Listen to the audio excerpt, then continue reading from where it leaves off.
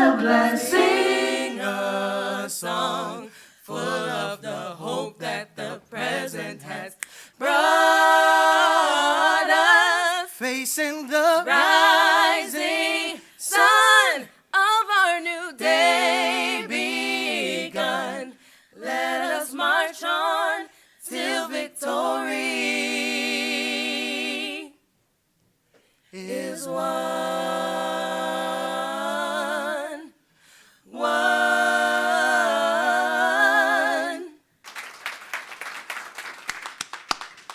It's definitely the right way to start this ceremony and this event. I really want to thank Ann Bailey and Sharon Bryant for the vision that they had. It was 4 years ago when Ann and Sharon came to my office with this idea. Of course, there was a lot of other pieces of the idea as well. The Truth and Reconciliation, the Tubman Center, the Tubman statue, the Freedom Trail. And I said, boy, that's a lot to get done. How are we going to do all that? And I just sort of stood back and watched Ann and Sharon never give up. I think it was the reason that she's here. That why would we do this if she hadn't done what she had done? That you were never going to give up. Keep going. Keep going. Keep going. Thank you, Ann. Thank you, Sharon. Of course, I want to thank the governor, and we have some representatives today, for her generous contribution in the state budget for the $400,000 grant that will go to be building one of these sculptures in our backyard here. So thank the governor.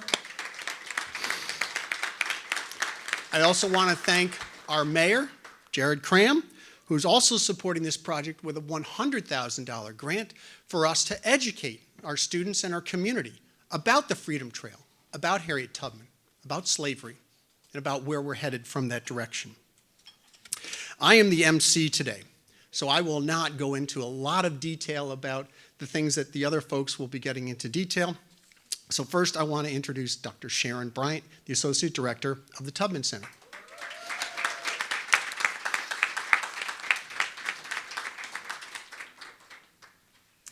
Good evening. We're so delighted to see all of you with us this evening. We always like to begin our programs with the land acknowledgement, and I think that it's so fortuitous for us to be in this space that reference our invisible history, that the downtown center is making visible through this display. And that is some of the work that we're trying to do at the Harriet Tubman Center as well. We acknowledge that we gather as Binghamton University on the traditional land of the Haudenosaunee peoples, present and past. We honor with gratitude the land itself and the people who have cared for it throughout the generations. And we commit to learning how to be better stewards of our land. Thank you. Good evening. You may have heard of Harriet's many battles as a conductor, as a nurse in the Civil War, as a spy in the Civil War, and even as a soldier and a commander of a particular battalion in South Carolina, where she helped hundreds of enslaved people find freedom on the Union lines. But did you know what her longest and perhaps her hardest battle was? You would think that trudging through marshes and thorny fields and wading through rivers and leading a battalion to free escaped slaves, you would think that that was a most difficult battle. But in my view, it was the battle to get her a pension from her work in the Civil War as both, as I said, a nurse, a spy, and a soldier. That struggle took 34 years.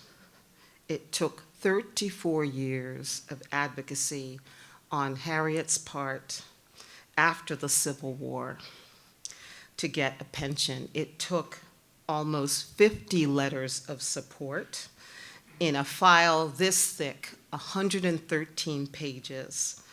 That file included letters of support from the Secretary of State, William H. Seward at the time, General Rufus Saxton, Colonel James Montgomery, Pastor Charles Hemingway, New York State Congressman, etc.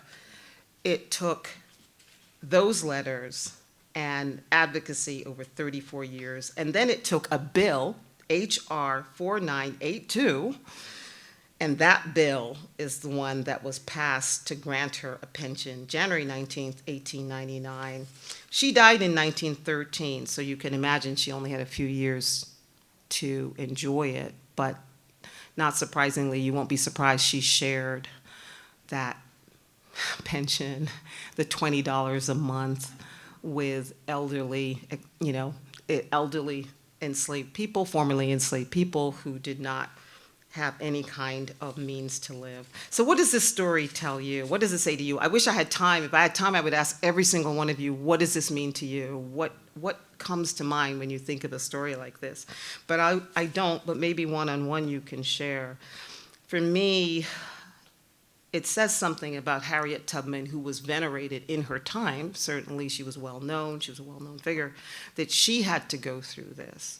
She had that battle to get recognition and just compensation. She had that battle against erasure. How much more so the 4 million plus African American or people of African descent after the Civil War would have had to struggle if this happened to Harriet Tubman.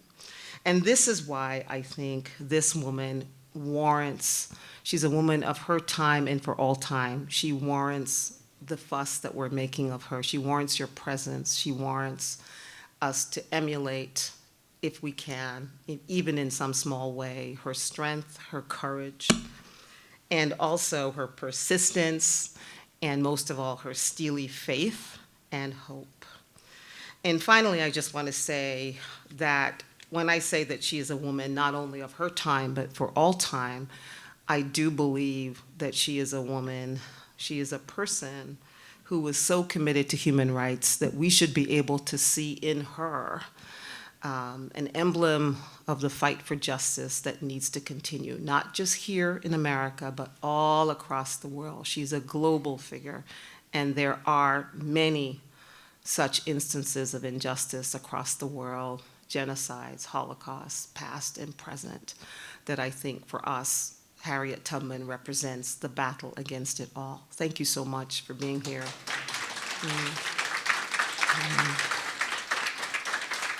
I'd like to now introduce the Chancellor of the great State University of New York, John King.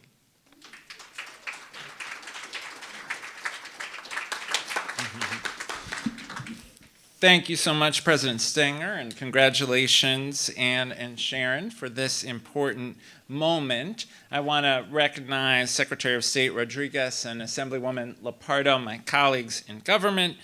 It's an honor to be here to celebrate the legacy of Harriet Tubman and her story of the struggle for justice in this country. We cannot erase the injustices of the past, but we can tell the story of those who struggled against those injustices, and we can try, as Ann said, to honor their memory by advancing that same struggle, by making our country ever more true to the promise of the Declaration of Independence. And you think about that message of life, liberty, and the pursuit of happiness, and how hollow it rung for Harriet Tubman and the enslaved people of our country. When I think about Harriet Tubman, I think about her earliest origins in Maryland, where she was born and was enslaved, where she went back to help others achieve freedom. And I think so much about those early days in her life because not many miles away in Gaithersburg, Maryland, is where my ancestors were enslaved. And I had the experience a few years ago, which I will share, of getting to appreciate much more deeply their journey in Maryland. When I was serving as U.S. Secretary of Education for President Obama, I was invited to give a commencement address at the University of Maryland Eastern Shore, which is an HBCU. It's the HBCU my grandmother graduated from in 1894. And I was invited to give the commencement address, and so in preparation for the commencement address, I thought I should embark on a family history project to be able to tell more of my grandmother's story. And I worked with genealogists who worked with the Schomburg, part of the New York City Public Library that has a long history of honoring and celebrating African American history. And one night I got an email from her saying, "I found the place where your family was enslaved. And by the way, I found the place and it's still owned by the family that are direct line descendants of the family that enslaved your family. And by the way, the cabin that your great-grandfather and his family lived in as enslaved people is still standing on the property." And so then we had this family conversation. What do we do with this information? Do you call ahead? Do you send a letter, an email? How do you even begin that conversation? And my cousin, who knew this information as I conveyed it, happened to be visiting the African American History Museum at the Smithsonian, the new African American History and Culture Museum. And they have an enslaved people's quarters in the museum. If you haven't been there, it is a trip that is important to take. And so she was there at the museum, and she decided, I'm just going to go. So she went to the property where our family had been enslaved and just knocked on the door and introduced herself. And it started, for our family, this incredible journey of coming to know the Becker family, descended from the Griffith family, whose family enslaved our family.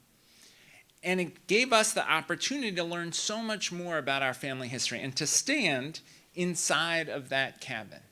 And it's hard to convey in words what it's like to stand inside of the cabin where my great-grandfather, Charles King, was enslaved with his mother, Lydia King, and his sister, Annie King. The cabin is not 30 feet from the main house. So one of the things you're struck by immediately standing inside of the cabin is the degree to which these were two families living in the same physical space, one owning the other. And standing inside of that cabin with my wife and daughters is profoundly conscious of the intimacy and the incredible cruelty of the institution of slavery. But I was also deeply conscious of the reality that in my family, we went in 3 generations from enslaved in that cabin to serving in the cabinet of the first black president.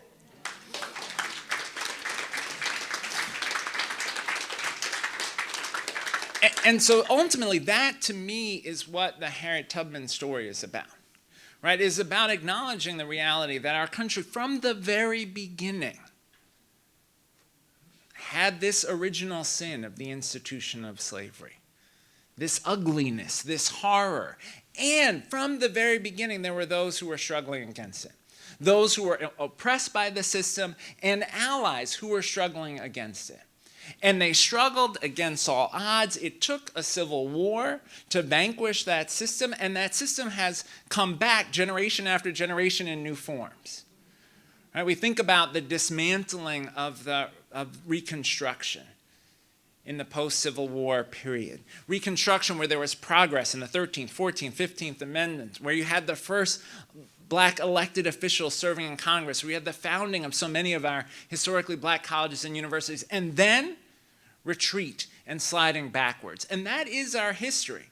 You had W.E.B. Du Bois in the early 20th century struggling against lynching, the progress that was made in that struggle, and yet African Americans at the same time living in a deeply segregated system. Always resistance and the effort to extend oppression. And that is with us today. And so a moment like this calls on us to ask, what will we do? What will we do to stand up for justice? We don't have to decide to go back. Right? Harriet Tubman was free and chose to go back to help others. Think about the extraordinary courage and conviction that took. We don't have to do that, but we do have to stand up. We have to stand up against the people who say we should erase our history. We have to stand up against the people who say we shouldn't use the word diversity. We have to stand up against the people who would dismantle the efforts at this institution and across the SUNY system to build a culture of diversity, equity, and inclusion. We have to stand up for justice here and abroad. We have to insist that the values that drove Harriet Tubman, the values that undergird our democracy, are the ones that we will advance. And we have to tell these stories to our kids. We have to help them see that they inherit an incredible legacy. A legacy of struggle, yes. A legacy of triumph, yes. A legacy of progress, yes. That's what this moment is about. That is what this celebration of Harriet Tubman's life and legacy is about. And so we have to see this as a moment of pride, but also a personal challenge for each of us. What will we do? What will we do to stand up for democracy and justice? Thank you for the honor to join you tonight.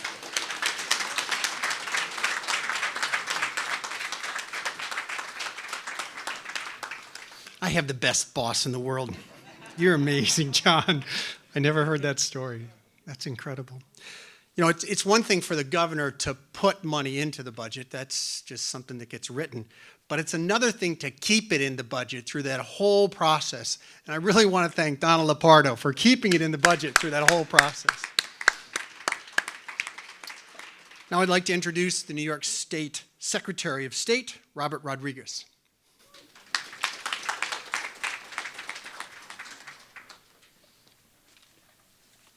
Hello, everyone. It's really a delight to be with you this evening, and thank you, President Stenger, for welcoming us here today. And of course, it's always a pleasure to be with you, Chancellor King, who we are very happy to have back in the New York State fold. Absolutely, your leadership here is tremendous. I also want to give a special shout out to my colleague, Dr. Ann Bailey, for her work as the director of the Tubman Center, and for her work as a commissioner on the New York State Commission of African American History. It's a commission that I chair with Vice Chair Dr. Hazel Dukes, the president of the NAACP New York State Conference. And just to give you a brief overview of what that means. Really, the concise version, it means that we want all New Yorkers to take a similar personal journey, similar to what we heard from Chancellor King in his personal journey here in the state of New York, and provide the tools to be able to do that.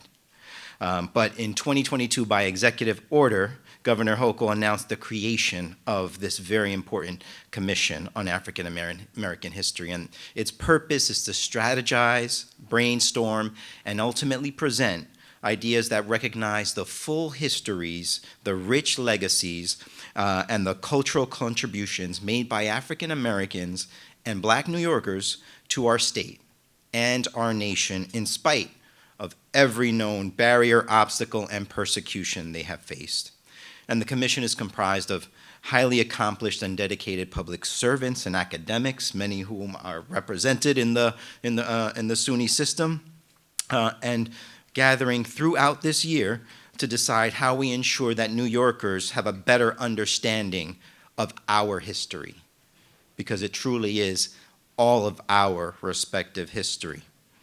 And to ensure that African Americans and Black New Yorkers are uplifted and recognized for their beneficial impact on the health, economic prosperity, public safety, and general welfare of all New Yorkers since literally the inception of the state of New York.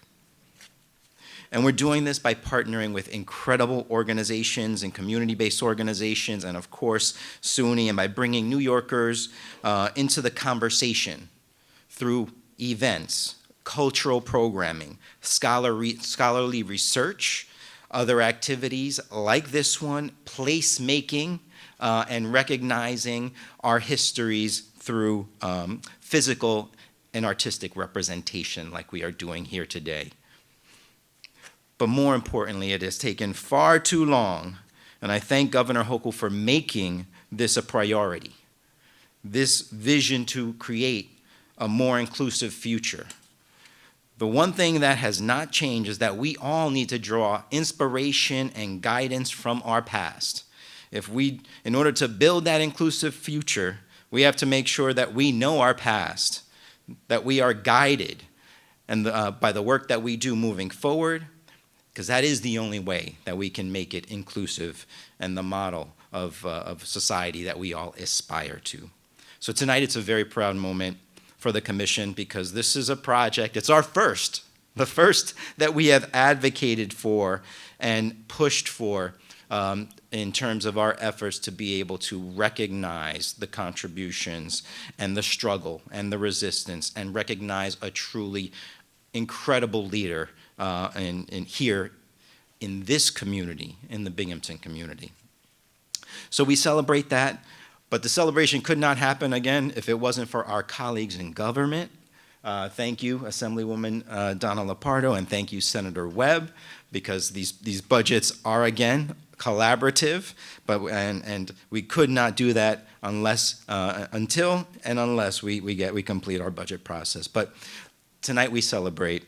We take the first steps in a plan to honor the ultimate freedom fighter, Harriet Tubman, the Moses of her people. We recognize that she fought to liberate enslaved individuals by leading them to freedom in the Underground Railroad, and we cannot celebrate and recognize that enough in the state of New York. So it's only fitting that we stand here at the Harriet Tubman Center for Freedom and Equity as we continue to honor her legacy, and a freedom trail marking her journey, and a statue, which all of you will participate in ultimately deciding how we continue to make that mark in this first inaugural marker of the African American History Commission.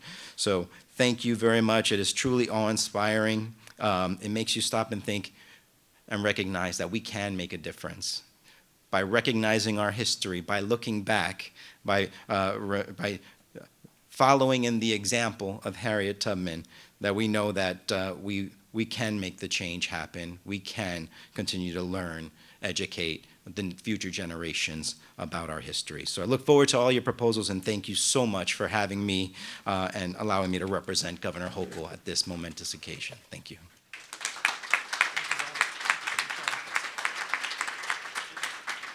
And I should also point out that one of Robert's responsibilities as Secretary of State is to oversee the Downtown Revitalization Initiative program, which recently announced a $10 million award to Johnson City. And so he'll be shepherding that process, and he was actually visiting there today. So I hope you had a good visit there as well. I'd like to introduce now my newest colleague, Donald Hall, who's just an amazing guy to work with, and he has a recognition of when he sees something that has future potential, and I think he immediately saw the Tubman Center as one of those things that has great future potential. Don, would you like to say a few words?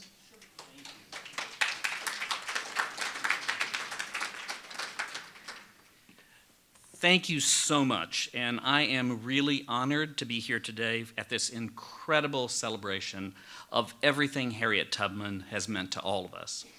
I'll say that the Tubman Center, along with our Institute for Genocide and Mass Atrocity Prevention, our Kashik Institute for Women and Girls, our Human Rights Institute, and our Institute for Justice and Well-Being are among the most important entities we have at Binghamton University, and were among the main draws here when I decided to join Binghamton University as provost last summer.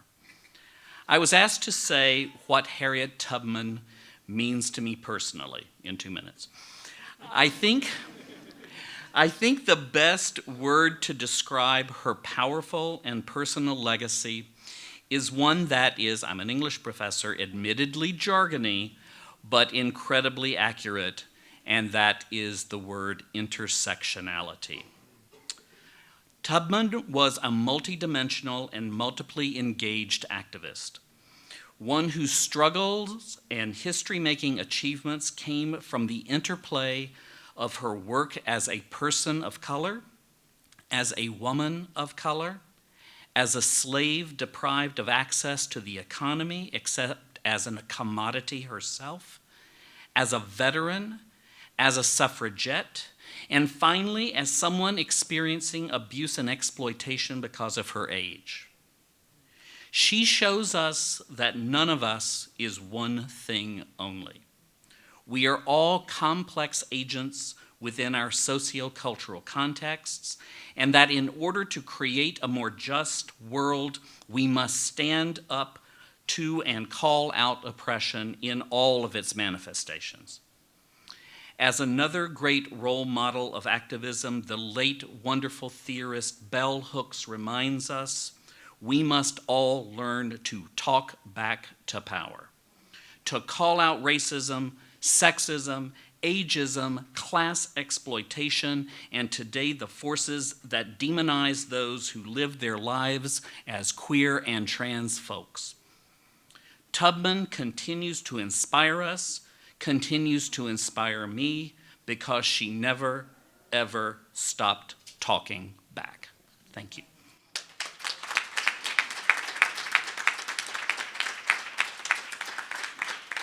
Thank you, Donald. And I'd like to last introduce the Dean of the College of Community and Public Affairs, Laura Bronstein. This is her home, so she can have the final word. And then after that, Ann, I think you'll explain to us what we're going to do next.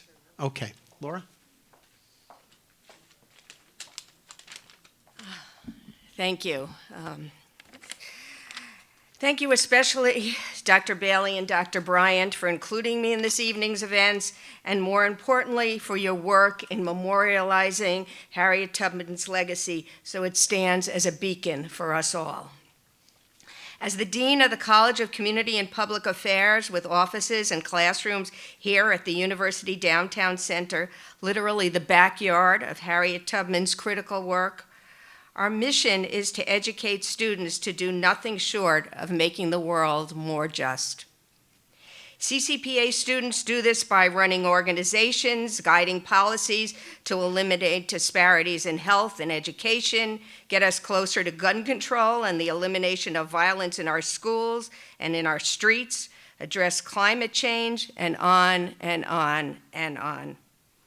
Each of these efforts that our current and graduated students engage in comes with a commitment to root out systemic bias in both its overt and its covert forms, and to serve as a beacon, too, for victims of racism and other social ills, working continuously in the role model of Harriet Tubman to erase these ills once and for all. Having Harriet Tubman's statue in the backyard of CCPA's home is an honor beyond measure. It will serve as a constant reminder to all that pass through here that addressing evils like racism is possible with commitment, passion, and of course, courage to do what is right and to view the obstacles in our way as challenges that we can, we must, and we will overcome.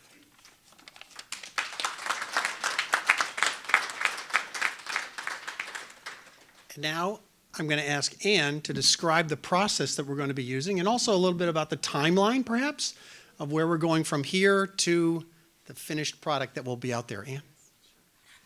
First of all, let me just say thank you very much, President Stenger, enduring support, and of course, Chancellor John King, Jr. Thank you so much for coming here, just honoring us with your presence and for your presentation.